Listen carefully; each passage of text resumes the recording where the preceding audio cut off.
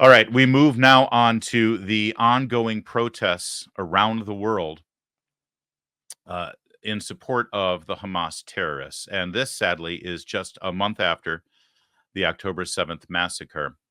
We turn first to London. In London, they were celebrating what they call Remembrance Day. Here in America, we've got Veterans Day at this weekend, and then we have Memorial Day in May. In London, in England, in the UK, they have Remembrance Day. That's why you see everybody, all the Brits wearing the poppies. It goes back to World War I. And this is kind of their Memorial Day and their Veterans Day combined. And in London, the pro-Hamas Palestinian supporters decided to march en masse this weekend, specifically to disrupt the Remembrance Day events. In fact, they congregated around the war memorials downtown. Take a things here. Watch what this citizen journalist got one of the protesters to say directly on camera. What was that, sorry? Why? You little waste man as well. You think I don't know what you see on the net? Hide them behind the camera. Wallahi, I know who you are. I promise you, if the police wasn't here, I would end you. Wallahi, I'd end you. Wallahi, I'd end you. Bro. He identifies him as a Zionist. I do love that he says you're hiding behind your camera while he's wearing a face mask to hide his identity. Who's hiding here, pal? He says, he calls the guy a Zionist and says, if the police weren't here, I would end you. I would end you. But, you know, it's really just about occupation. And, speaking of that, we keep hearing there's no anti-Semitism involved here. This has to do with the state of Israel and their apartheid tactics against the Palestinian people. Really? Well, here's another video from London.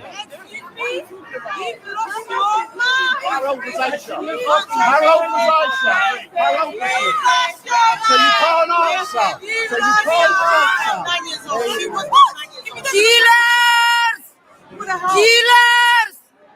Death to all the Jews! Fucking I don't know if you caught that last one, so I'm going to play it for you one more time. That lovely woman who came into the frame there, what she had to say, it's killers, killers, death to the Jews.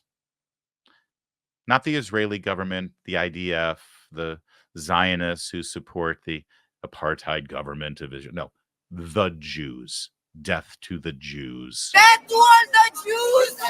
Fucking Death for the Jews.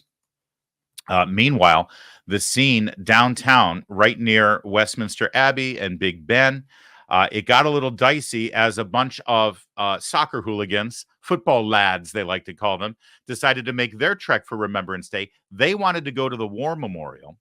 They were blocked by the police from going there.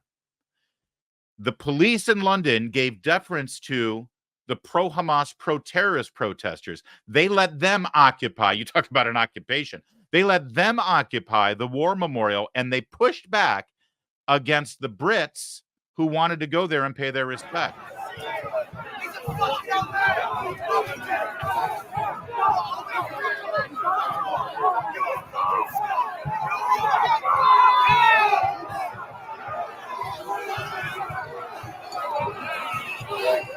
There we go.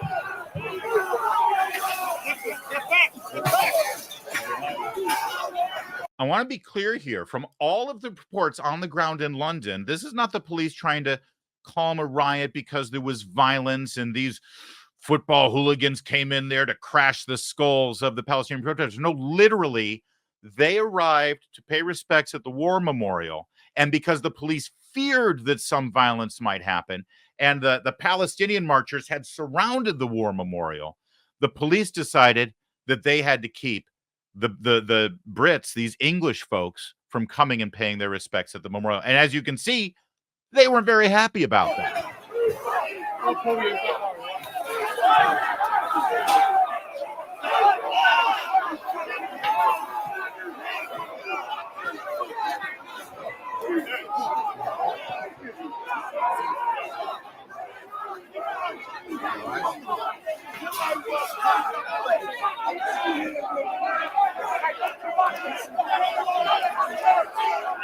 it actually gets even a little uglier. And of course, the crowd is angry at the cops for doing that, the bobbies.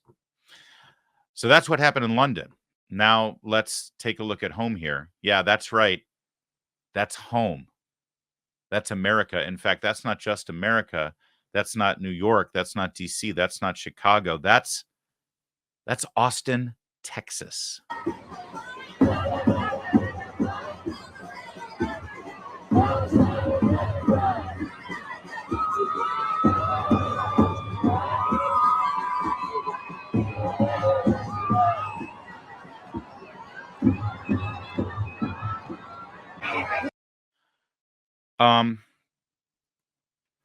If you watch a lot of the cable news coverage of these marches and these protests and the inevitable violence that ensues, there's a couple of things that I want you to note. First, please notice, and I've been scouring these videos, I've been watching them all day long. As you can tell, we got to curate them and find the best ones for you every day. Without fail, every single time violence breaks out in these protests, it's the pro-Palestinian, pro-Hamas, masked Hamas Antifa types who begin the violence every time. And I mean every time. Let me just repeat that. Every time. Whether it's LA, New York, DC, Austin, every time. So I want you to note that as you watch these things, because the way the media is covering it, they're trying, well, you know, there are very fine people on both sides, is what they'll tell you. You'll also hear certain tropes carted out. Some of it is deliberate. Some of it is just lazy journalism because they like to use this sonorous voice of the narrator. And they always use the same kind of phrases in the media. Have you noticed? It's like they all have the same script. And I guarantee you have heard this, or you have read this, or you have seen this since these protests have occurred on an almost daily basis in our country. You'll hear the rising tide of anti-Semitism in America, right? You'll hear that all the time. The rising tide of anti-Semitism in America. Now, to be fair, they were saying this during the Trump era, but back then they were telling us that if somebody, you know, made this symbol in a picture, that was an indication of the rising tide of anti-Semitism in America, right? Remember the good old days when the rising tide of anti-Semitism in America was somebody doing this? And of course, that was a lie. We see where the anti-Semitism is, and we also see exactly who was the stalwart defender and protector of the state of Israel and our Jewish neighbors here in America and around the world. We see exactly who those people are, and we see the ones who were chanting from the river to the sea and actually, you know, marching the halls of Congress with that chanting in their head. But about this rising tide of anti-Semitism in America that they keep repeating over and over again, it's a lie. It's a lie.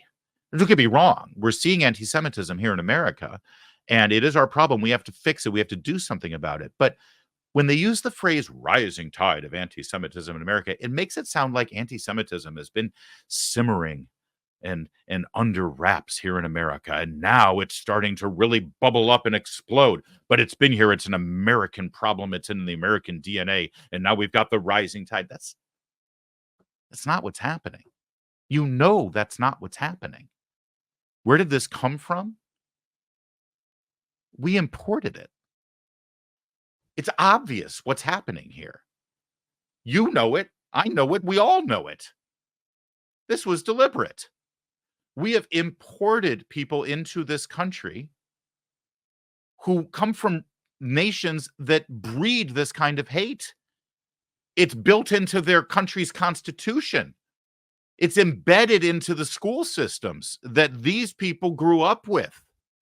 And then we opened up our doors for asylum, for refugees, for immigration, for what have you, without any vetting, without any demand to embrace e pluribus unum, to embrace our culture, to say you're welcome to come to America, but there's a few fundamentals that you have to agree with and adhere to. This is new. It's not something that's been a constant in this country. Not this, not what you're seeing here.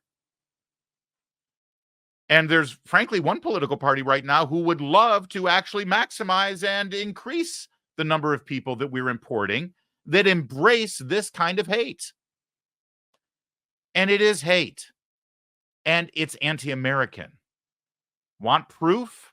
Okay, let's move from Austin to New York City, where they had their own protests over the weekend.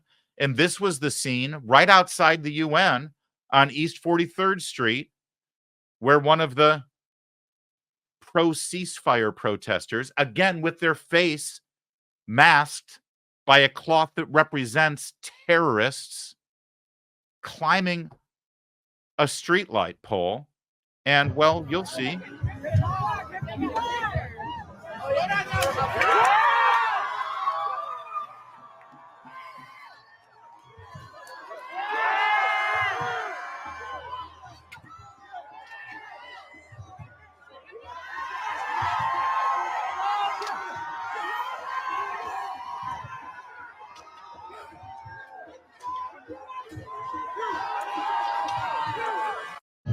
Ripping down the American flag and the UN flag to make way for the Palestinian flag.